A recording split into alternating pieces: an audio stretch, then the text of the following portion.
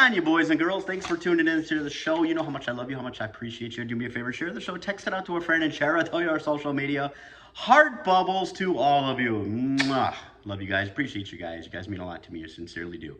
Today's episode is going to be about worrying. And why should we worry? Why worry? I'm going to give you a realistic example.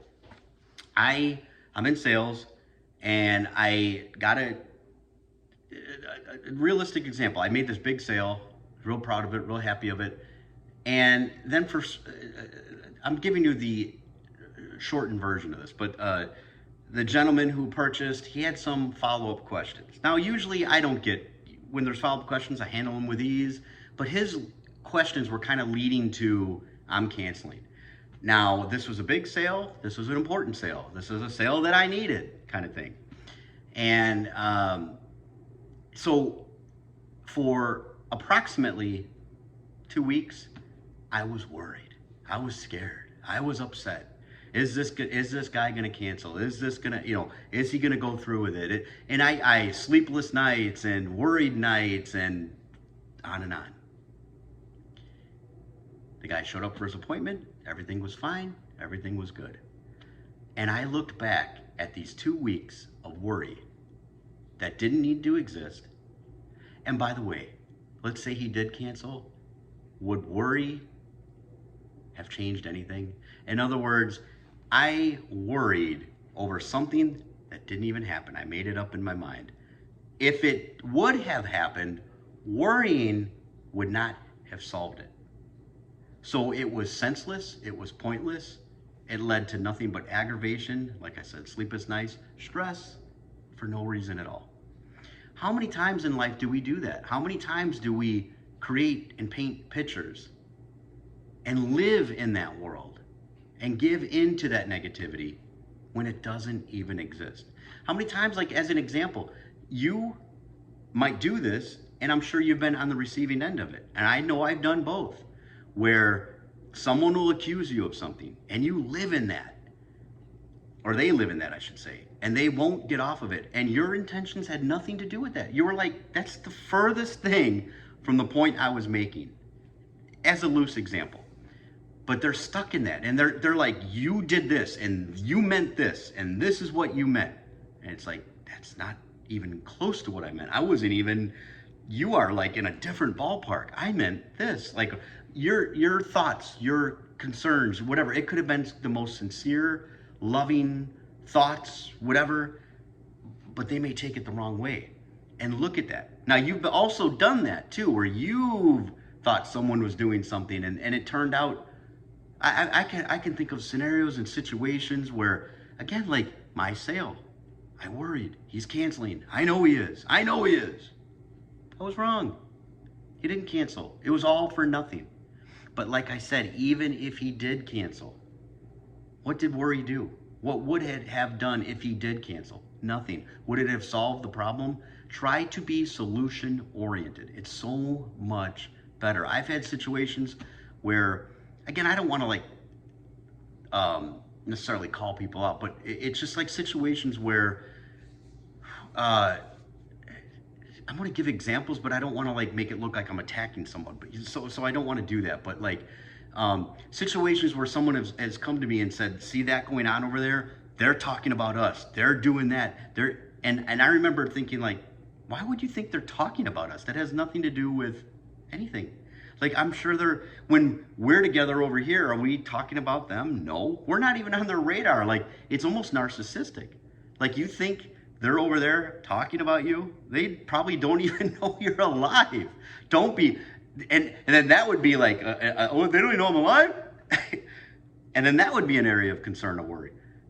So try to put things in a perspective that serves you, as opposed to putting things in a perspective that stresses you out, that upsets you, especially if it's not even true. Because how many times do we do that?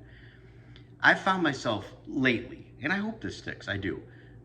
Lately, I don't know, call it a midlife crisis. I don't know what you call it. But I've been living more for the other side than I have for this side.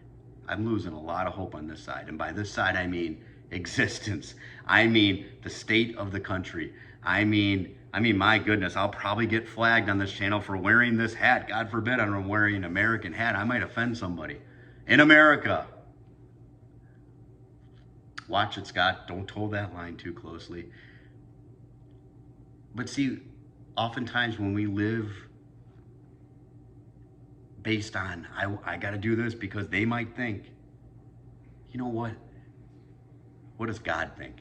That's what you should be living for. What does God think? What does God want you to do?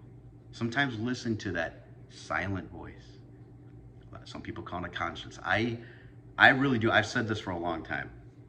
I know my friends Velma and Cajun Conservative. They'll like this. I may have said it to you guys before. I don't know. But I think that voice in our head, I think that's the Holy Spirit. I really do think that. Because think about that voice in your head. I guess unless you're, whoop, it never really tells you to do anything bad. Now again, serial killers might say, there's a voice in my head told me to go do that. But I'm talking about, I think if we give into that voice a little bit more, not serial killer voice, just to be clear. But I'm saying like you walk past a piece of paper and maybe that voice says, pick up that piece of paper.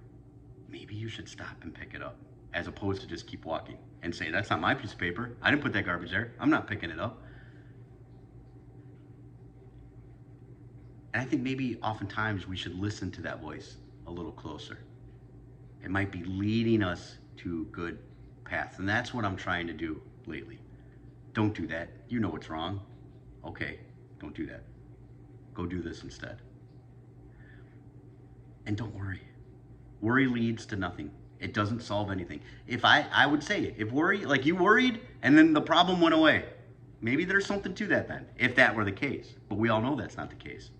So instead of worrying, how can you solve it? How can you make it better? What can you learn from it? Ask yourself better questions. But worrying doesn't serve you. It really doesn't. And it just doesn't solve the challenge, especially when you're making it up in your head. I know so many people that do that. I've done it too. We all do it. I think we all do it. But I think the goal is try to get better at it.